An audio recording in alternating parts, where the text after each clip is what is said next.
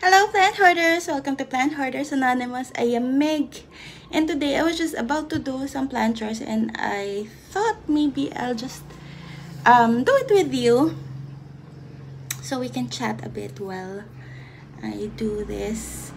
So I have here with me some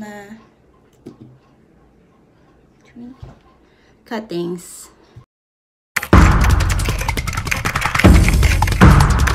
I think it was Tuesday night. It got cloudy. I thought it was gonna rain. So I already started cutting and then didn't rain. But thankfully it rained the next day.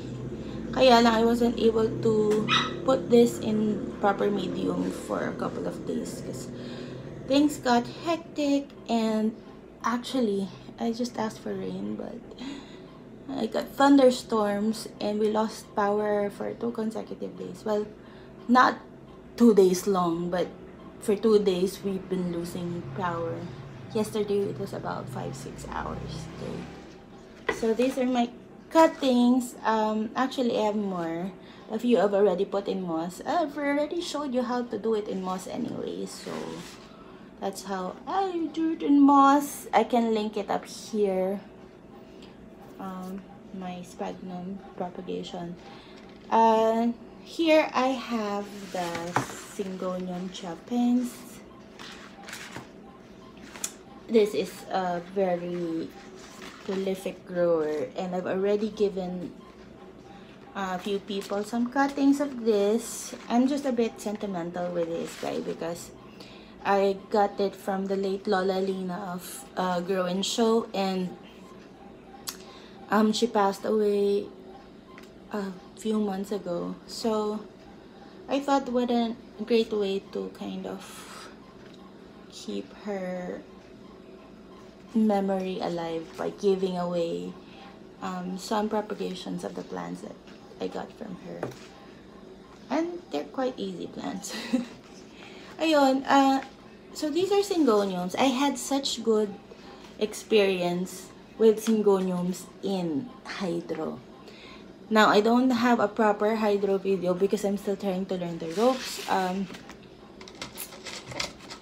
It's hit or miss with me. I have some plants that are growing like gangbusters in hydro that I've never had growing as much in soil, but I have had a few that died in hydro.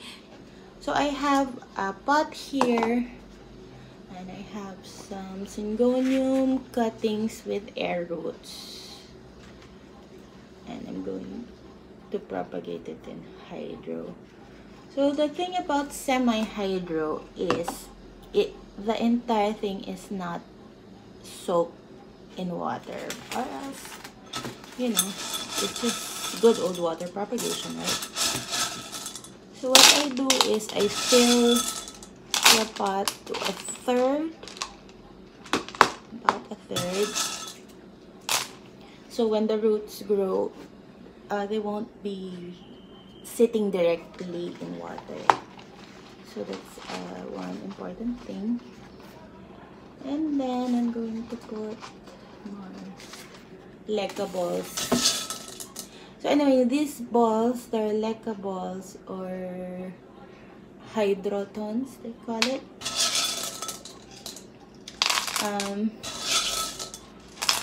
They're highly porous, so they absorb water. So what we're gonna count on here is the capillary action. Capillary action will water the roots. That's by drawing water from a wet place to a dry place. So the roots are gonna take moisture from the surrounding balls, and then when the balls start to dry out, those balls are gonna draw out water from the bottom of the pot. So ganun yung konsepto ng semi-hydro. You don't submerge your plant in water.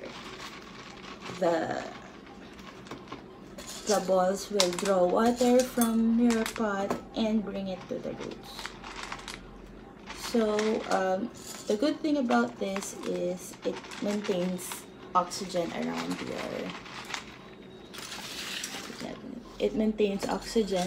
the roots of the plant. And if you do it right, it's not gonna overwater your plant. So I already have some nutrient water in here. The water that you use in your catch pot, it should only soak about a third. So soak your pot up to the point where there are no actual roots or no actual plant. So that's where the rest of the balls will draw water from. So yep. Yeah. Let's see if this kind of syngonium likes it in hydro as much as the others. I have there the albo and the pink one that growing so well in hydro. Hello. So I have some pots here, and this, guys, I'm going to propagate in cocoa chips, pure cocoa chips. I have very high hopes for these guys because they have air roots that already grew in soil. So these are air roots, and it grows some soil roots on its air roots. So that's really cool. So what I'm doing is I'm gonna plant it in cocoa chips. Yun lang, talagyan ko ng osmotic. Anyway, while I do this, I would also want to I want to talk to you about a few things. So if you watch Kaylee Ellen, I'm sure you watch Kaylee Ellen. If you're watching me, I'm sure you watch Kaylee Ellen. Kaylee Ellen did a video about the movement called Planty Kindness Project, and she mostly talked about trolls and bullying online. And actually, the first time I heard about this project was through Just Myra, also a YouTuber. And Myra also encouraged me to talk about it. And when she did, I was like, I don't know, because in the Filipino plant community, I don't really find a lot of bullies and trolls. You know, basically, I'm not saying the Filipinos are all kind. Pero Filipinos are naturally not confrontational. If some of you have already noticed that, we're not the type who would say things in your face. So there was a theory I read that because we live in islands, being confrontational is not beneficial to our culture. So for some reason we developed this very indirect, passive-aggressive kind of situation. So ito na siya. Tapos lagyan ko siya ng Osmocoat. Eventually, may add some vermicast and carbonized rice to this, but not right now. So I'm just gonna let the roots really establish in cocoa peat. Mind you, this is a technique for those who love to water, because philodendron cuttings that are not that established can easily rot when you overwater it. This way, there's a lot of oxygen around the roots, but there's also moisture because of the cocoa chips. Anyway, back to what I was saying. Filipinos are not very confrontational naman. Pero I guess, let me touch on that. Because the Filipino plant community is really growing, and back when I started early 2018, it wasn't like this.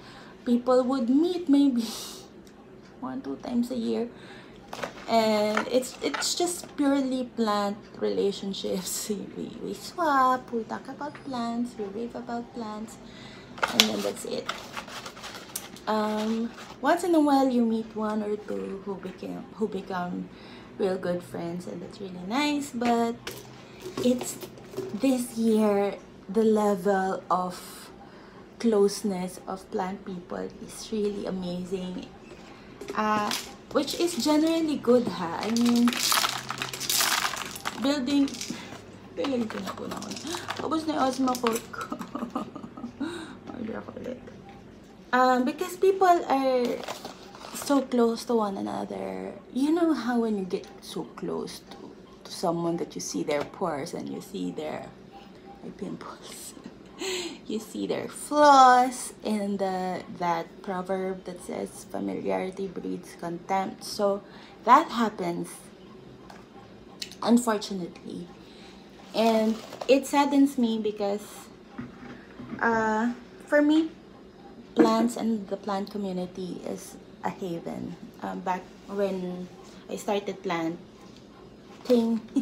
I started gardening, I was a bit sad, I was a bit depressed, if I may use the word, because I was having issues with my career, and I found peace and calmness in plants. I was able to, you know, it's really amazing how you can just zone out, just focus on whatever you're doing at the moment, and then you watch your plants grow and thrive. And even research shows that gardening and people who garden live longer than people who do not.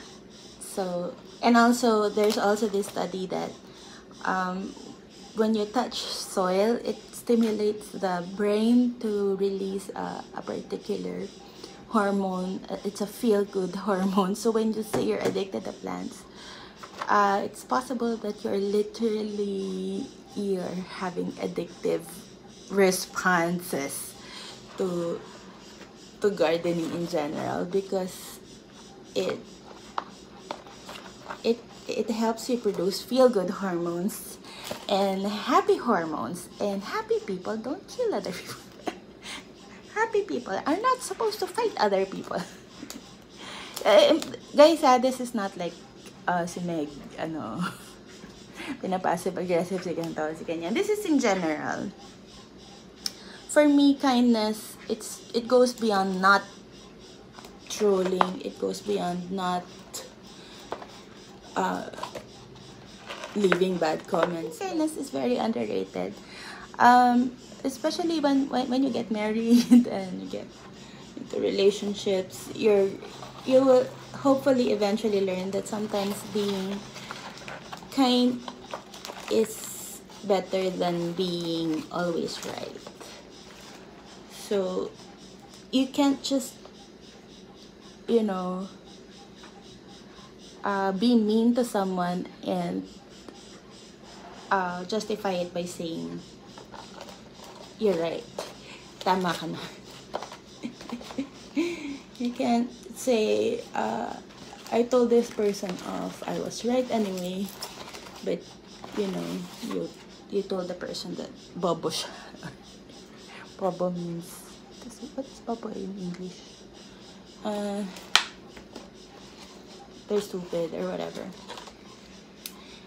So ayun lang, I just want to encourage everyone that to be more empathetic with other people in the plant community. They're going through different things. There's also this respect and space that we need to give one another for them to do their thing.